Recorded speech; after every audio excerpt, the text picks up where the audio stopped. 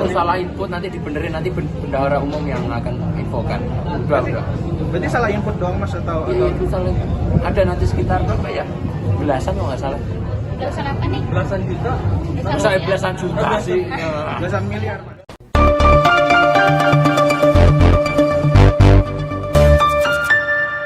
Ya, berjumpa lagi dengan Uben. Salam seger waras, tetap semangat. Nah, wah ini ada lelakon nih. PSI kok tiba-tiba bikin berita yang lumayan mengejutkan ya. Ini soal dana kampanye. Katanya di laporan keuangan dana kampanye, partainya Bro Kaisang ini loh mengeluarkan dana kampanye hanya Rp180.000. Beneran itu? Iya, beneran. Hanya Rp180.000 sampai keblibet orang ngomong 180 ya. Duh Mas Kaisang, jangan bikin malu dong. Sederhana saja. Mosok iya jalan ke sana kemari loh duit kampanye keluar hanya segitu. Meski ini tidak terkait dengan dirinya secara langsung, setidaknya kabar ini mengejutkan banyak orang. PSI yang katanya partai milenial diisi banyak anak muda, punya visi Yahud, balihonya memenuhi berbagai sudut kota. Lah kok bikin laporan keuangan kayak tukang cilok, jualan harian saja loh. Tuh modal kang cilok apa bakso pentol loh, lebih dari 180.000 mas. Apa neh partai PSI loh, apalagi partai politik. Jadi di mana milenialnya, di mana visi besarnya PSI, di mana style partai modernnya. Coba bayangin, yang bikin laporan itu apa nggak baca panduan atau aturan dari KPU? Duit 180.000 itu untuk sekelas partai, maknanya apa coba? Emangnya duit itu hanya buat beli kertas, spidol, staples, tas kresek, dan ATK murahan gitu. Lagian PSI bukan partai kemarin sore loh. Wong pemilu 2019 saja udah ikut pemilu. Ya minimal kan ada pengalaman, ada laporan keuangan tuh 5 tahun yang lalu. Bisa dilihat apa saja yang dicatat. Yang kayak gini bisa-bisanya dikampanyekan di mana-mana. Parah banget. Bro Kaisang bisa nanya kakak kandung dan kakak ipar nih tahun 2020 lalu ikut pilkada. Gimana tuh menyusun laporan keuangan? Atau nanya bapak? Nanya bapak juga bisa. Yang sejak 2004 sudah ikut pilihan wali kota. Memang sih, mereka tidak tahu detailnya. Tapi mereka pasti masih ingat dulu siapa yang bikin laporan. Lalu suruh ngajari keuangannya, PSI yang bikin laporan. Nah, dana yang masuk ke PSI itu kan 2 miliar lebih. Masa iya hanya pakai duitnya 180.000 doang? Yang bener aja nih.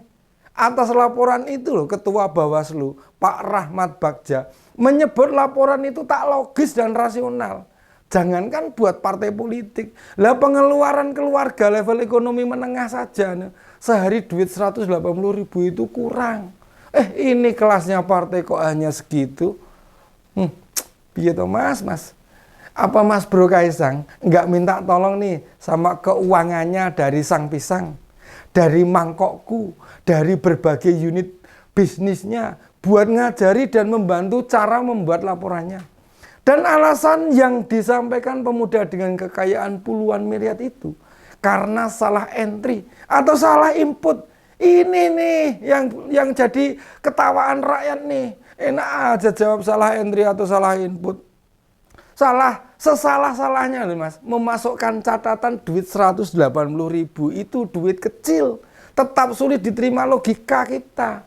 Ketua Umum PSI itu loh pasti juga punya banyak kenalan, konsultan pajak, kan bisa nanya mereka juga. Jawaban yang disampaikan Mas Kaisang malah bisa menimbulkan tanya banyak pihak loh. Salah entry, salah input loh, beneran. Tapi berbagai bisnis Mas Kaisang nggak salah. Setorkan duit pajak usaha tak? Beneran nggak nih? PSI mestinya mampu kasih contoh buat partai lain. Bagaimana mereka itu partai masa depan. Tata kelola partai, manajemen partai, mengolah isu seksi dan berbagai aspek lain. Termasuk tentang keuangan ini. Lah kok malah bau-bau busuk yang menyengat yang diberitakan. Wah, ini bagian keuangan partainya siapa ini? Rakyat malah penasaran nek gitu tuh.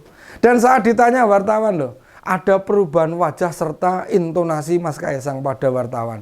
Katanya nanti akan direvisi, soalnya habisnya sekitar belasan. Lah, otomatis nih wartawan ngejar dong. Belasan itu belasan apa? Belasan juta. Malah setengah membentak. Masa belasan juta gitu?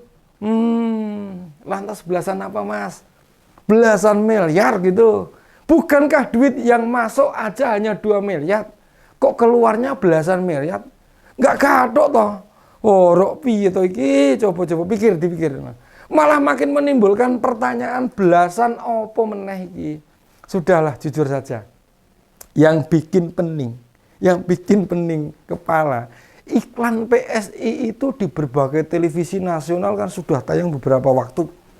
Juga baliho segede gaban marak di berbagai wilayah sejak November, kalau nggak salah ya, sejak November itu kalau nggak salah.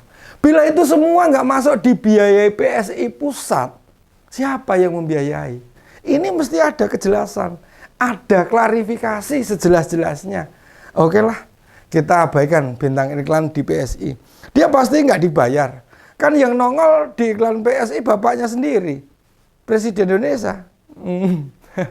Iya, Presiden kok nongol di iklan sebuah partai ya. Wah, sayang nih, Om Ben nggak tahu aturannya ini. Di iklan PAN juga ada Pak Jokowi loh.